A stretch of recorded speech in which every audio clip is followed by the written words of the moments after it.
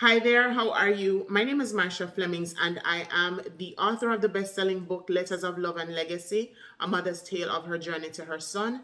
And I'm also a coach. And as a coach, in this season of my business, I'm particularly focused on working with predominantly women to help them grow. That's what I do, is help people grow, and right now focusing on women who want to grow professionally.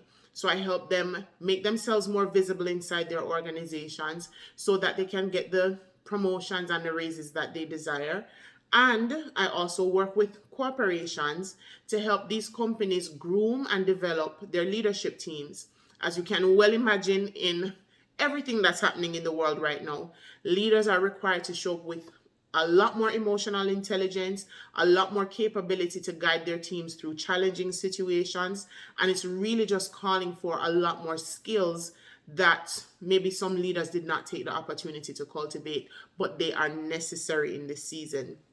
So, diving right in, I want to tell you about what my experience has been and the lessons I've taken away from it. But I want to start by telling you or sharing with you what I identify as one of the biggest differences in my mindset when I compare young Marsha to Marsha of today. And the biggest difference that I can identify in my mindset has to do with what I believe is possible.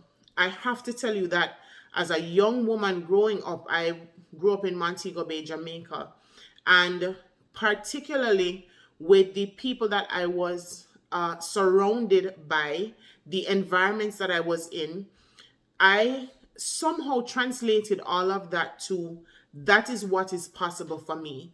Nothing more, nothing less. That's really what I thought was possible for my future. And so while my parents are in their own right successful, and when I look at where they came from and what they've been able to do with their lives, absolutely I deem them as success. But truth be told, there was something inside of me that really did want a bit more than what I saw in my everyday life. And even though my parents exposed me to other things outside of what I saw from day to day, I really struggled with understanding that thing inside of me that I desired, the life that I sometimes didn't even dare to dream, but it really was inside of me. I didn't think it was possible. I didn't think it was possible. So young Marsha was really just looking at her environment, her immediate environment, looking at, the average person that surrounded her, the average accomplishments, and I thought that that's what's possible for me. Today, I know differently, right? Today, I know that I can accomplish even greater than I desire. Sometimes the goals that I set for myself, I'm able to exceed those things. I just recognize that it is possible when I'm willing to commit to the vision and when I'm willing to work for it, right? So that's one of, if not the biggest difference that I've seen in terms of my mindset. So what I want to share with you now are just 5 lessons. Listen, I've learned so many and I could share so many with you. But in the interest of time, I'm just going to share 5 lessons that I think any young person, if you hold on to these and if you really keep them locked in your mind, I don't know if you journal, I don't know if you keep little notes around the place, somewhere that you can see this, I would encourage you to make a note of this somewhere so that you have the reminder in front of you. So the first thing that I want to share with you as a young person is to know that your mistakes are not a death sentence. Say after me, my mistakes are not a death sentence. Now, it's very easy.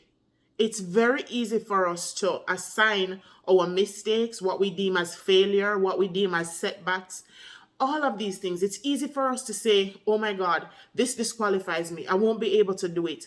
Uh, People are going to think so poorly of me. And we create all of these scenarios in our head, and we just feel like because I made this mistake, because I made this decision, which was not the best decision, because I tried this thing and it didn't work, somehow that means that I'm not supposed to have it.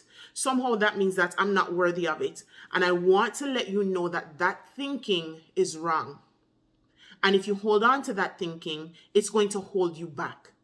So what I want you to really try your best to do is to position in your mind how you perceive these things, how you look at failures, how you look at setback, how you look at mistakes. These are things for you to learn from. So when it happens, when you made a decision and it wasn't the best decision, and now you're stuck in a situation that is not the situation that you desire to be dealing with, or you just simply made a mistake, right? You assume something wrong, did something wrong, whatever the case may be. What I want you to do is manage your perception and look at, okay, what does this teach me? What does this teach me so the next time around I'm able to make a better decision, I'm able to do it differently, I'm able to do it better. So the first thing is your mistakes are not a death sentence. Secondly, please always ensure you are learning and growing. And it may sound very simple, and I'm not just talking about in respect to your education, your formal education or degrees or certificates. I'm talking about your capacity to get more information that you use to be more effective, to be more impactful in this world, right? So that's the second thing. Make sure that you are learning and you are growing on a personal level, on a professional level, in terms of relationships, in terms of your finances. Ensure you are always growing. Third thing, and we're winding down, believe me, you can do more than you think you can. You can absolutely do more than you think you can. Many of us, the average person, there are things that we will want to achieve, things that we will aspire to, but there's a conversation that we're having inside of our minds. And some of us, it happens so unconsciously and so habitually because we've been doing it for so long that we don't recognize.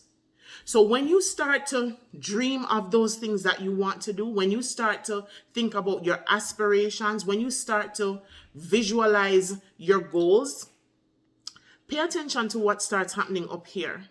And if you start minimizing and taking things off and start justifying why you don't think you'll be able to achieve something, right? You have to absolutely pay attention to what's happening up here, because there's a whole scientific thing behind it that says that our brains try to keep us safe. And what our brains actually identify as safe is the routines that we have created. So when you are making a leap for something that you haven't done before, even if it is something good, your brain is saying, red alert, problem, what's going on here? Doing something unknown, don't know the outcome. But I want you to know that you are able to accomplish more than you are actually even thinking that you can accomplish right now. I'll share with you very quickly, and it kind of ties in several of the points I've made before. The environment that I was in, I remember when I went to college, when I was in college, and I don't remember what was happening at the time. I think I was considering maybe I don't remember, but there was something that I was trying to get done. And I remember in the middle of that one day having a thought like, I'll never be able to purchase a home in this country. Right? At that time, I was still in Jamaica. And I really thought I would never be able to purchase a home.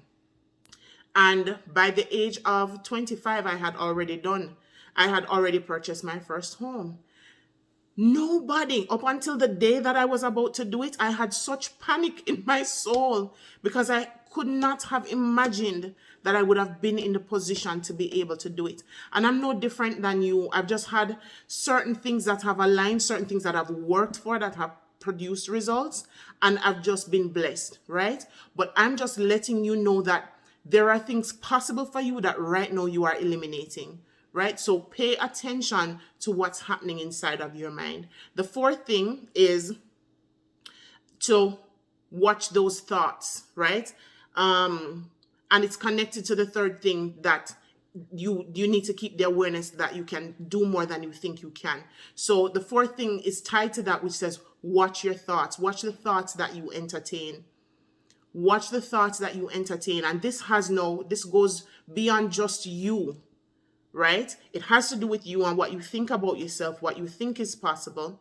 But it also says, watch your thoughts about the circumstances around you, about the people around you. Monitor how you are perceiving the world. Monitor what lens you are looking at them through. And are you more skewed towards perceiving things negatively?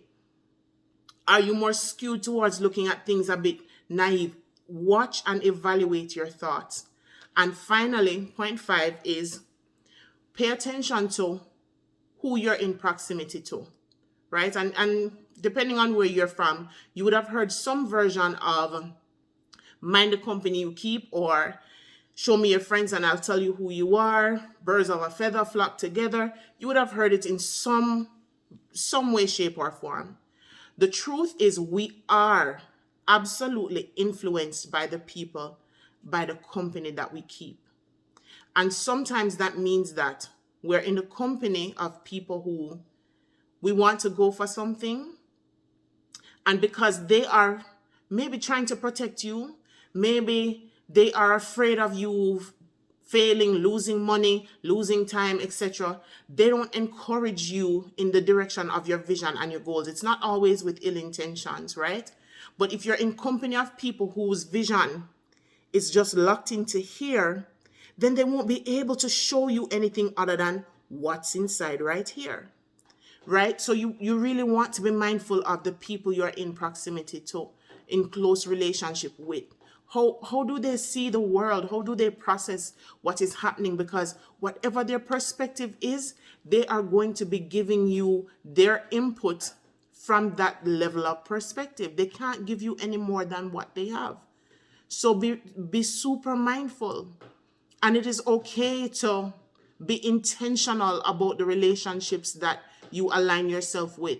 It's not manipulation. It is you choosing what relationships you're going to be aligned with, just the way you choose anything else in your life. All right. So I thank you so much for your time. I wish you all the best on your journey. And please, above all else, I believe for me, the reminder to stand out with is to remember that you are able to accomplish more than you think you can.